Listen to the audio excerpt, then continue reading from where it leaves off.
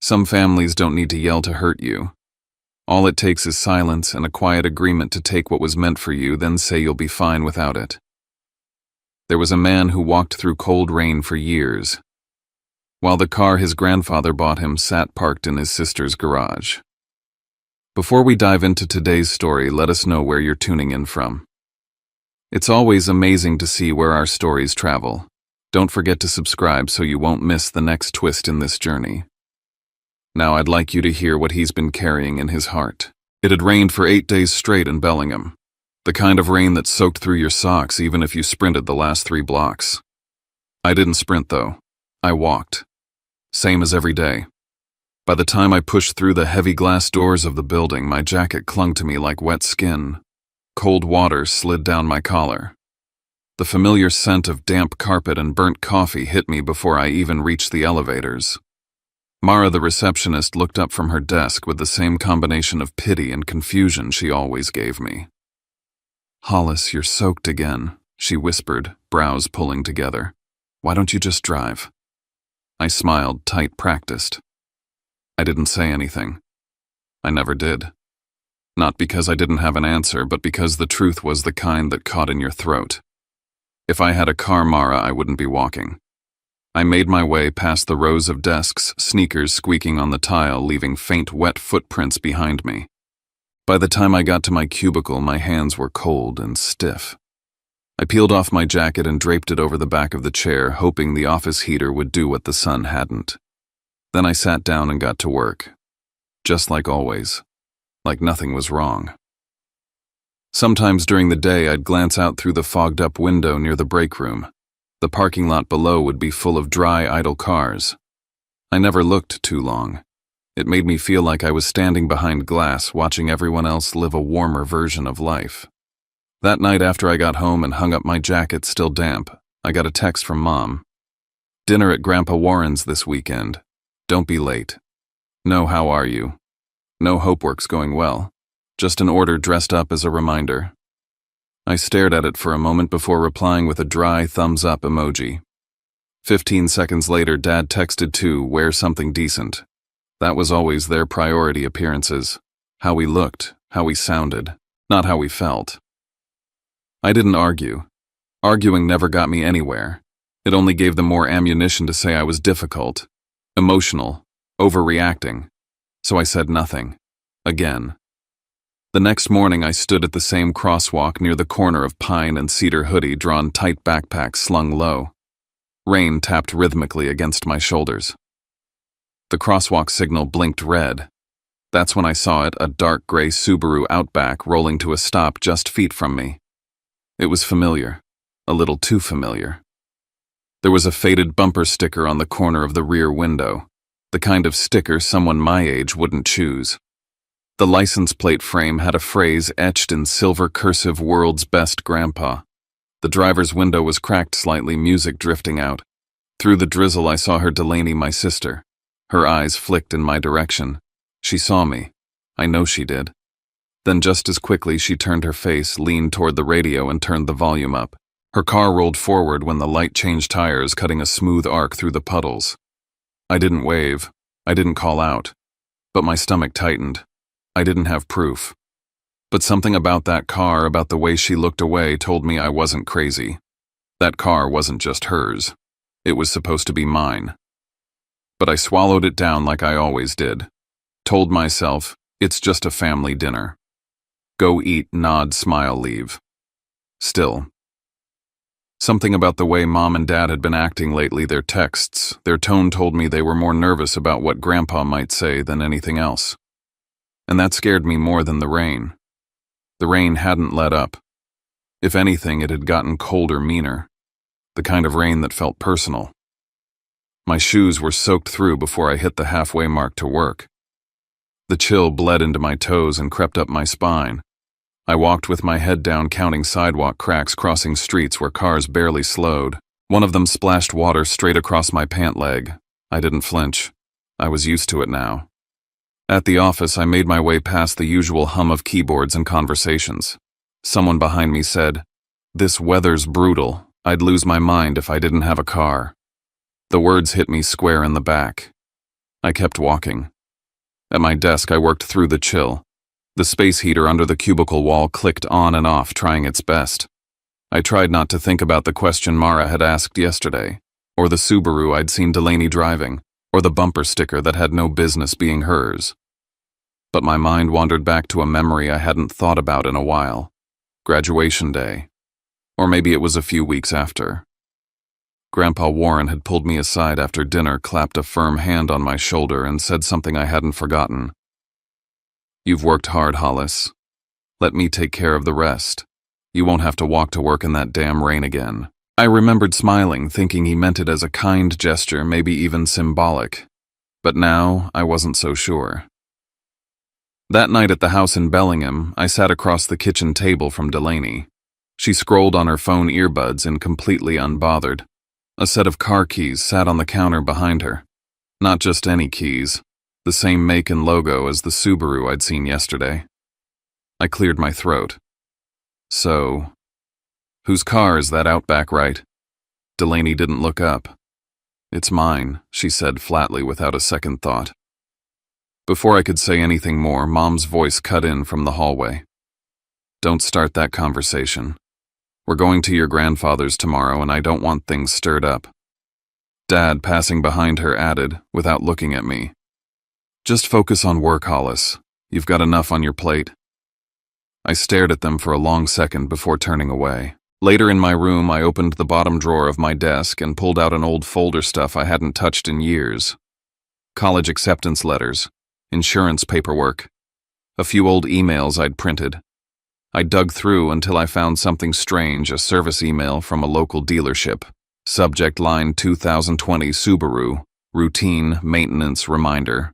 Addressed to me, but there was no follow-up. The PDF link was broken. When I tried logging into the system, I got an error account not found. The more I dug, the more frustrated I got. It felt like someone had scrubbed the trail just enough to make me question if it had ever existed.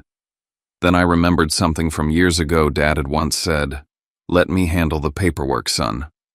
I'll get it registered for you. Less hassle." I had trusted him. Why wouldn't I? Until now. Downstairs, I heard muffled voices. I paused, cracked the door slightly. Dad's voice low. "Make sure Warren doesn't start poking around. He still thinks it's in Hollis's name." Mom sharper.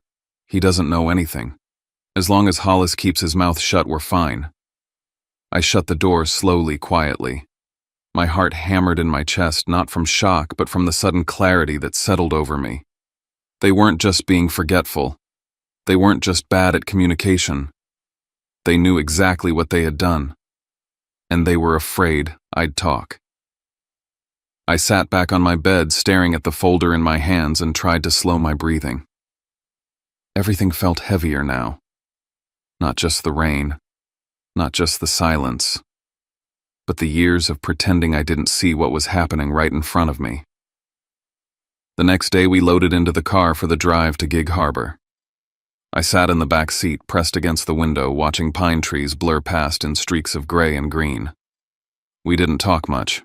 When we pulled into Grandpa Warren's driveway, my eyes landed on the car parked neatly near the porch.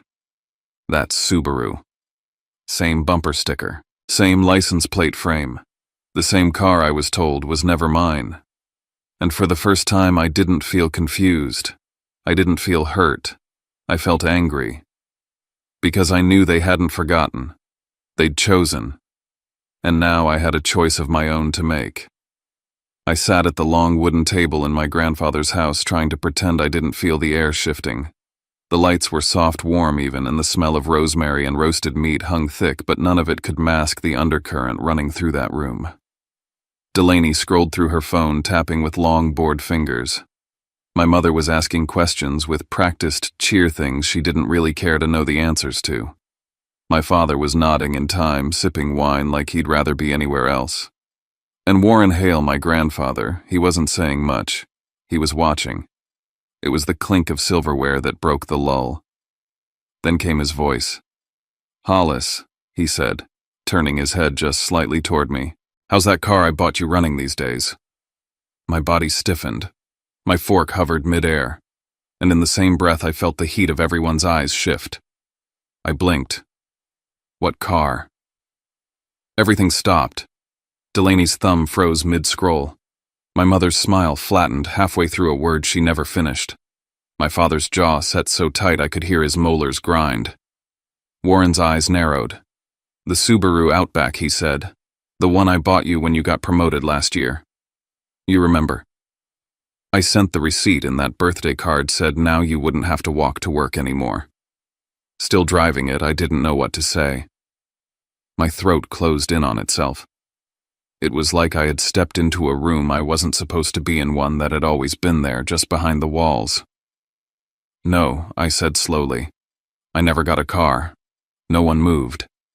The only sound came from the clock on the wall ticking like a timer that just ran out. Then Delaney looked up, her face pale. My mother reached for her water glass with a trembling hand. My father tried to recover voice smooth but cracked at the edges. Hollis doesn't need a car. He likes to walk. Builds character. We've always said that.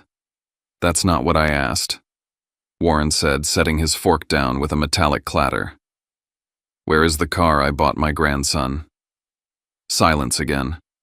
I looked at my father. I saw something shift behind his eyes, an old muscle twitch like he was reaching for a script that had been rehearsed too many times. He tried. It's just, the timing didn't work out. Hollis was moving around. Delaney needed wheels for school, for Warren cut him off. You gave it to Delaney. It wasn't a question. Nobody answered. He pushed back his chair with enough force that it scraped loudly against the floor. Wait here. He walked out of the room without looking back. I sat motionless, hands in my lap, mind spinning. I wasn't confused anymore. I was humiliated. I was angry.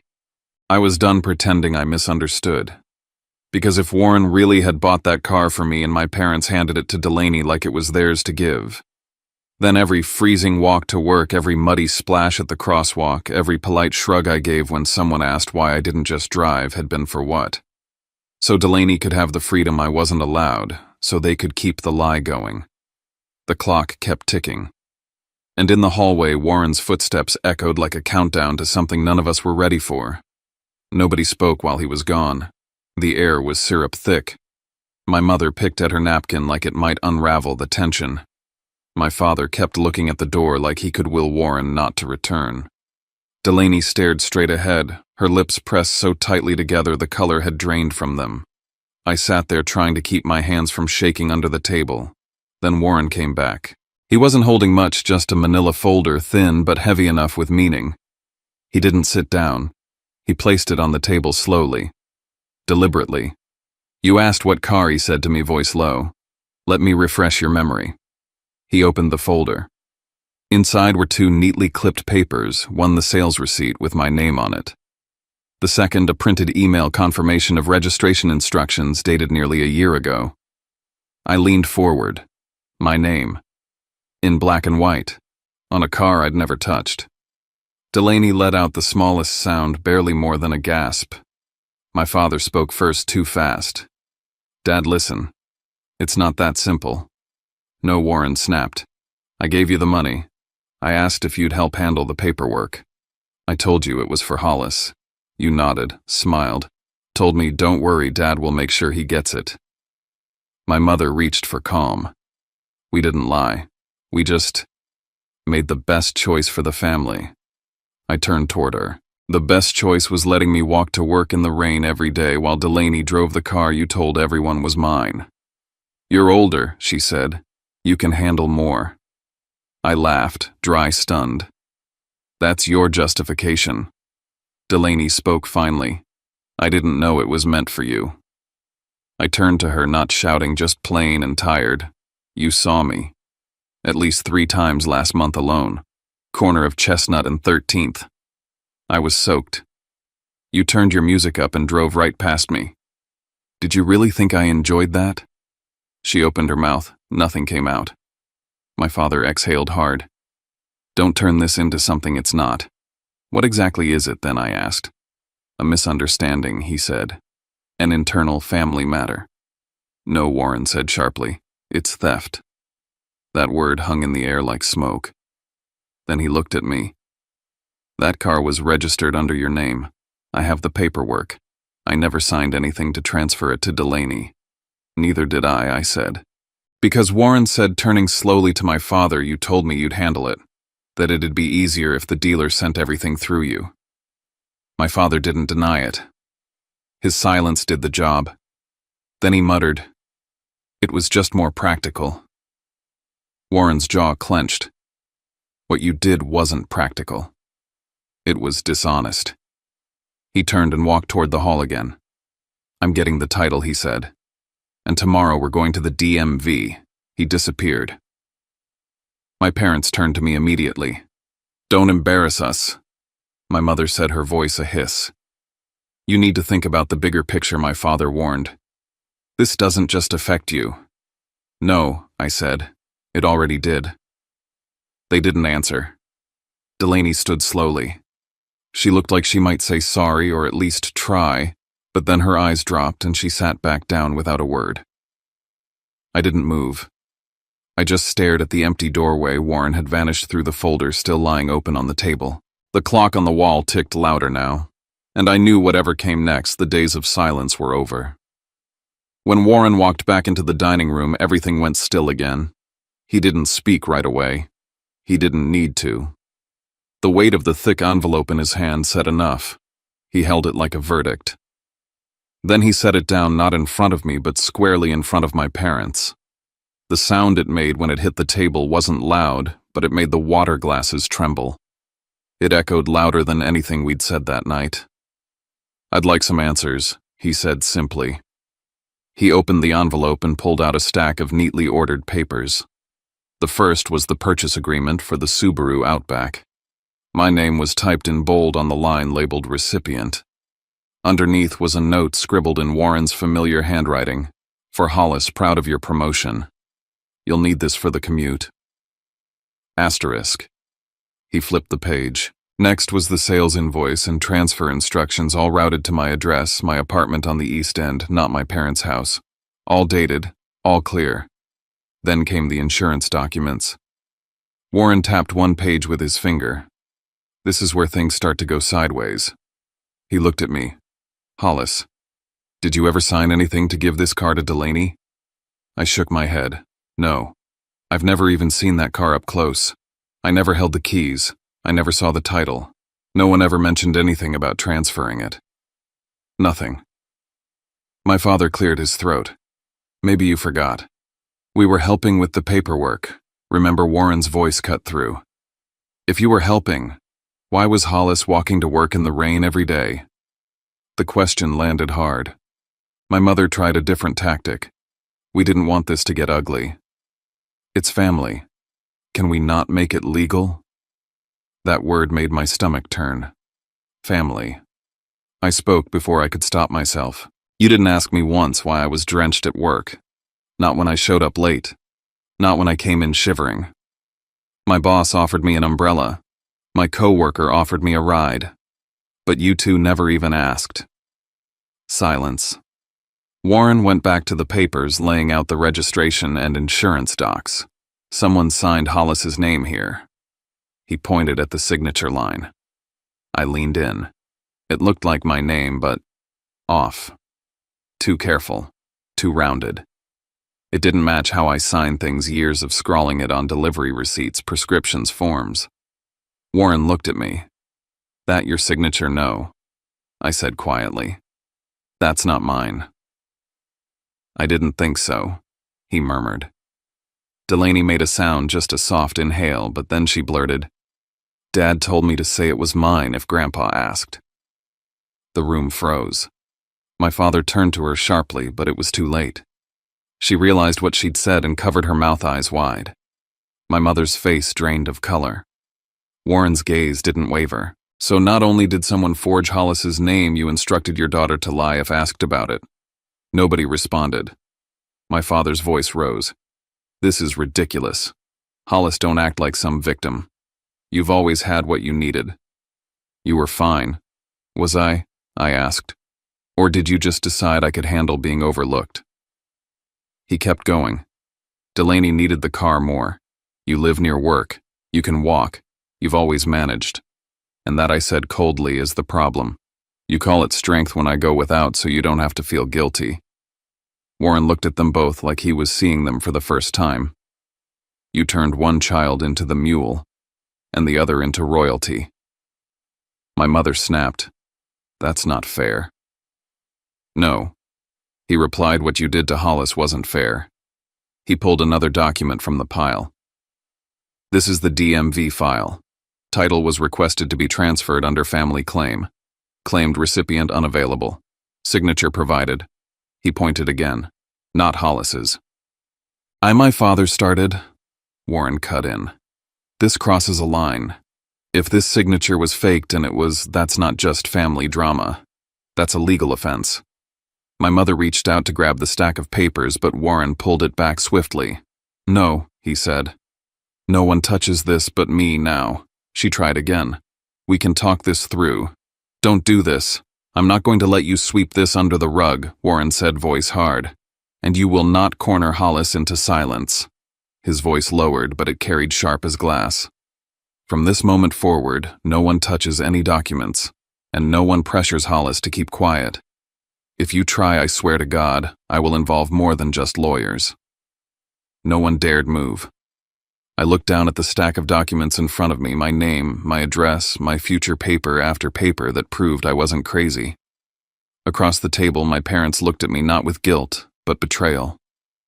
As if I'd done something wrong by forcing this into the light, Warren rose from his chair. We'll resolve this tonight. He didn't say how, but I knew whatever came next was going to change everything. After Warren's declaration, the dining room felt like it shrank. The walls didn't move, but they pressed inward closer with each breath. He stood at the head of the table like a judge, no longer just a disappointed grandfather, but something sterner, unyielding. The car comes back to Hollis, he said. Tonight. My father stood up fast, fists balled. You're out of line. You want to call the cops on your own kids over a misunderstanding. Warren didn't flinch. Number one. I want to call the truth what it is. This wasn't a misunderstanding. You used my name, you used my money, and you used my grandson. You're going to destroy the family over this, my mother said sharply. Really, Warren's voice stayed even. The family destroyed itself the moment it decided one child was worthy of comfort and the other was only ever supposed to endure. My mother's face twisted. Hollis always exaggerates. He acts like the world's on his shoulders. I walked through sleet, I cut in. Through sideways rain. Through snow. I showed up to the office soaked to the skin. I got pitied. I got laughed at. And not one of you thought to ask why. She fell quiet. Delaney whispered, Please don't hate me. I turned to her. I don't hate you. But I won't pretend you didn't know. She covered her face. I looked back at the table, then back at my parents. This wasn't just a car, I said slowly. This was a pattern. If you could take that without asking what else have you taken that I never knew was mine, that hit different. Warren nodded grimly. Exactly.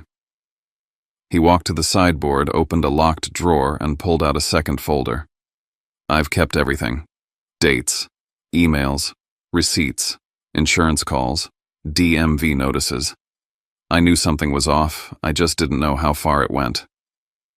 He laid a page on the table. This email, he said, was forwarded to me by accident. That's how I found out Delaney had the car, not through honesty, through a mistake. My father's voice cracked, because Hollis would have been fine either way. He always is. Warren stared at him.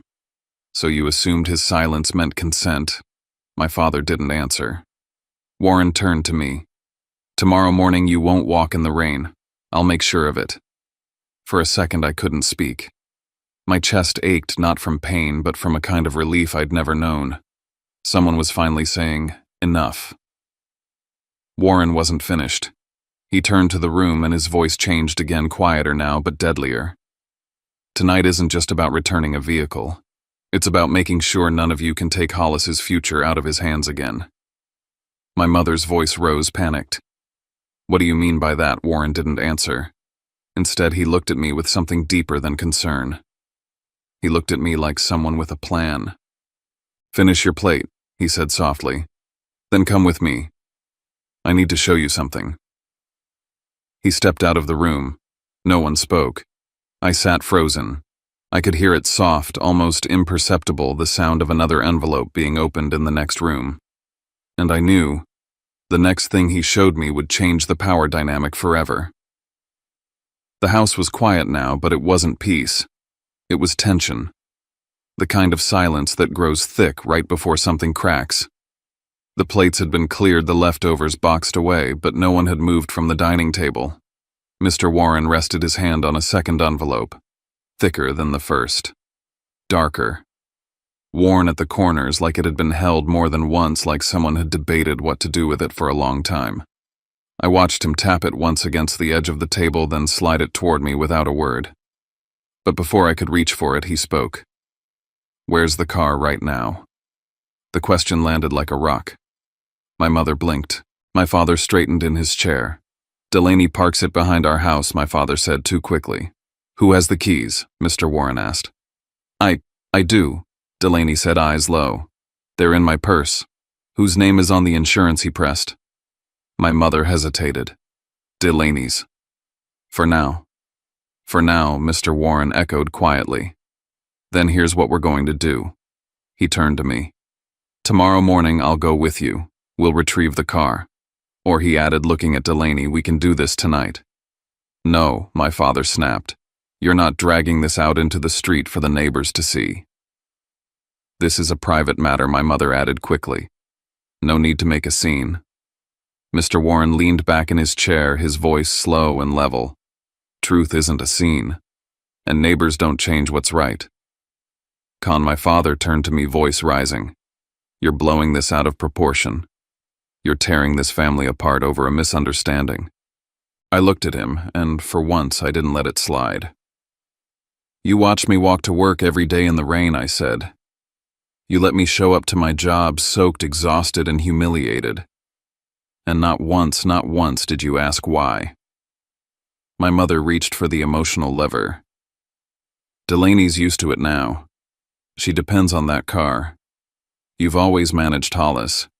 You don't need things the way she does. I turned to Delaney. If you didn't know it was this bad, I asked, why did you always look away when you saw me on the street? She flinched. I thought you were just walking. I didn't know you didn't have anything else. Mr. Warren opened a manila folder and pulled out a sheet. This is the insurance update form.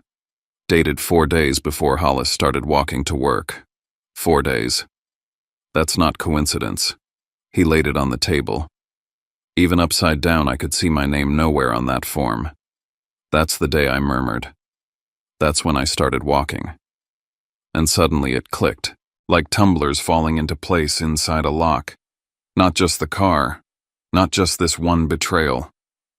I started tracing back through all the times my parents had said, let us handle the paperwork. The savings bonds that vanished.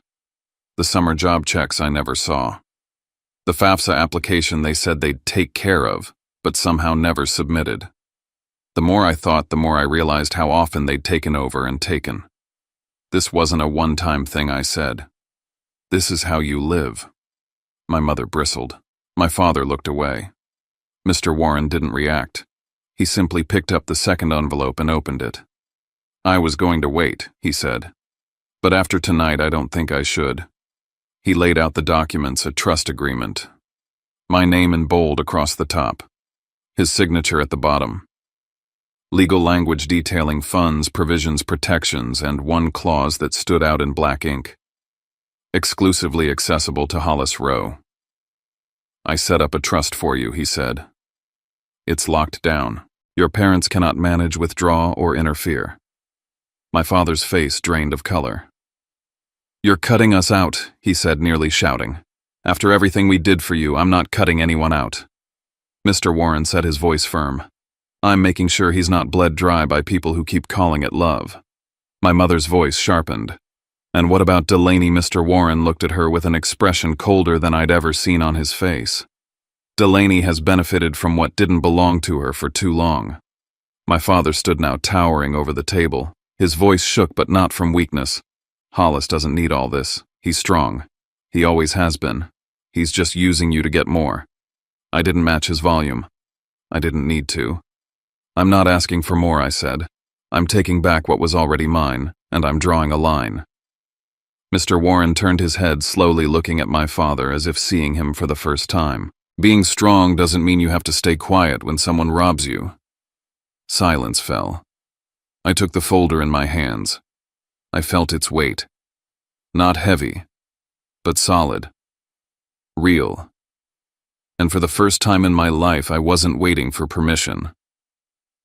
I'll pick up the car tomorrow, I said, and I'm separating my future from yours. That starts now. My father's jaw clenched. My mother didn't speak. Delaney cried quietly, but I had already decided. Tomorrow I was done walking in the rain. It was still gray the next morning. Rain misted against the windows, not a downpour, but steady. That Washington kind of rain, the kind that never leaves, only lingers. Mr. Warren picked me up at 8 a.m. sharp. He didn't say much. He didn't need to. Just handed me a thermos of coffee and nodded toward the driveway. We drove in silence. Delaney was already outside when we arrived. She stood on the porch hugging her elbows, eyes swollen from crying. The keys were in her hand. My parents were behind her, flanking the doorway like gatekeepers. My mother folded her arms across her chest. My father stood with his hands in his pockets, jaw tight. "You don't have to do this," my mother said, eyes locked on me. "Yes, he does," Mr. Warren replied before I could speak. "It's overdue." "This is embarrassing," my father muttered. "What will the neighbors think?" Mr. Warren stepped forward. "They'll think the truth finally showed up." Delaney stepped off the porch and held the keys out to me. "I'm sorry," she whispered. "I didn't mean to take from you. I just thought you didn't mind." I took the keys. I didn't say anything yet. Then I walked past her and opened the driver's door. It was the first time I'd touched the car. My name had been on the paperwork, my face in the recipient column. But this was the first time I'd sat in the seat. I slid into the front seat, gripped the wheel, and took a breath. It wasn't about the Subaru. It was about no longer accepting less. Mr. Warren stayed behind to finalize paperwork, title transfer, updated insurance, and notarized declaration. Everything by the book, everything bulletproof. My parents hovered silent now. My mother finally spoke. "We raised you. We did everything for you. And this is how you repay us." I got out of the car slowly, looked her in the eyes. Raising a child isn't a license to own them. She blinked. My father didn't look at me. I turned to Mr. Warren. He gave a single nod. "Everything's locked down now," he said. "They can't touch what's yours." Then he looked at my parents.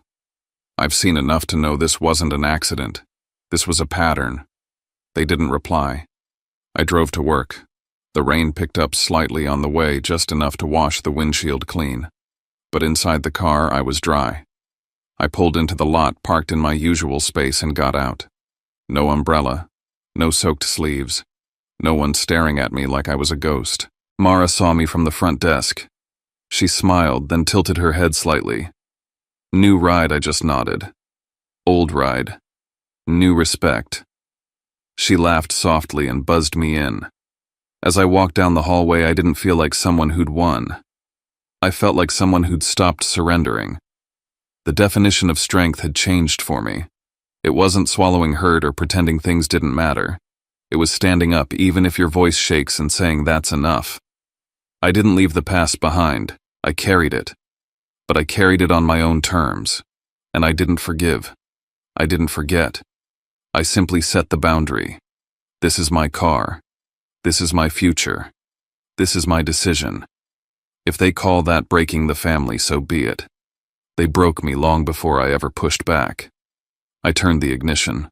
Wipers swiped across the windshield. And for the first time in a long, long time, I wasn't walking in the rain anymore. There's a moment in life, not loud or dramatic, where something inside you just decides that you're done walking in the rain for people who sit comfortably in the dry. That you're done confusing survival with love, silence with loyalty, and tolerance with peace. This story wasn't about a car. It never was.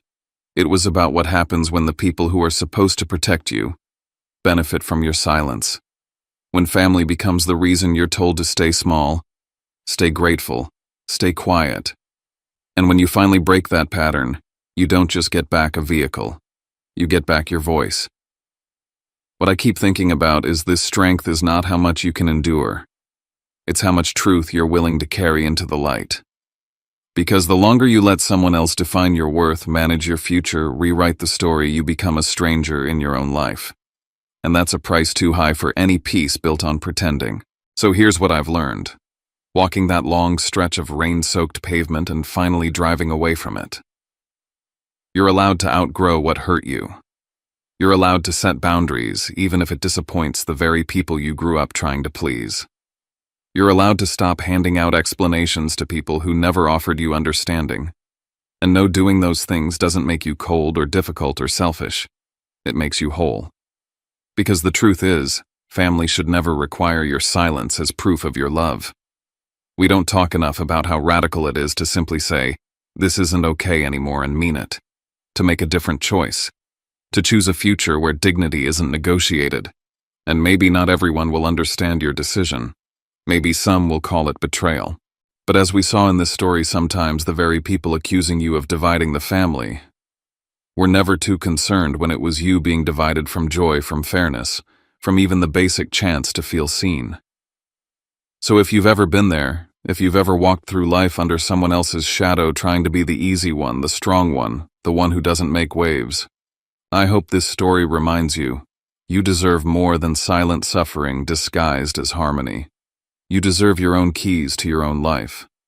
And when you finally take the wheel and drive away from everything that once kept you stuck, you might just realize you weren't the problem. You were just never allowed to arrive. As we come to the end of this story, there's one thing I've learned that I hope resonates with all of us. We don't always get to choose the battles that come our way, but we do get to choose how we face them. Sometimes the hardest thing isn't walking away from what's wrong, it's finding the courage to stand up for what's right, even when it means risking everything we've known. In life, it's easy to fall into the trap of doing what's expected, of letting others shape our path. But real strength doesn't come from simply enduring, it comes from knowing when it's time to take control, to set boundaries, and to walk towards a future that reflects who we truly are, not who others want us to be. We're all capable of making choices that honor ourselves even when it's difficult. And sometimes the best thing we can do is acknowledge the past, but not let it keep us from the future we deserve. If any part of this story spoke to you, if you've ever felt like you were walking in someone else's shadow, I'd love to hear your thoughts. Maybe you've been there too, or maybe this hit close to home. If you want to share, leave a comment below. Let's keep this conversation going. And if you haven't already, consider subscribing to stay connected with more stories like this. After all, we all have a story to tell, and sometimes the best way to heal is to share it with others. Thank you for listening, and I look forward to hearing from you. See you next time.